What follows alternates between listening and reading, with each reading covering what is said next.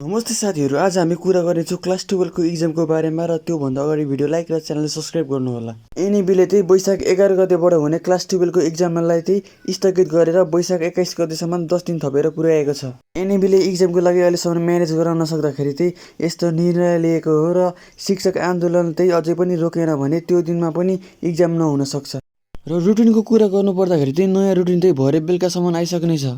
सरकारले शिक्षकहरूको माग पूरा गर्न सकिरहेको छैन। आज आन्दोलन 20 दिन लागिसकेको छ। शिक्षकहरूको माग पूरा गर्दाखेरि वार्षिक 1 खर्ब बढी लागत लाग्ने कुरा आइरहेको छ।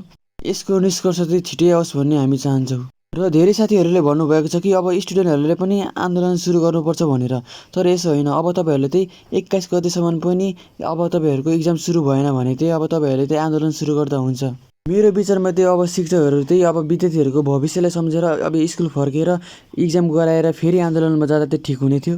विद्यार्थीहरू अहिले आत्तिनु भएको छ, अब नआत्तिनु होला। र तपाईँहरूलाई अब यसबारे के भन्नु छ कमेन्ट गर्नु होला। र तपाईँहरूलाई यसमा कसको गल्ती छ त्यो पनि कमेन्ट गर्नु होला। हस् त, धन्यवाद।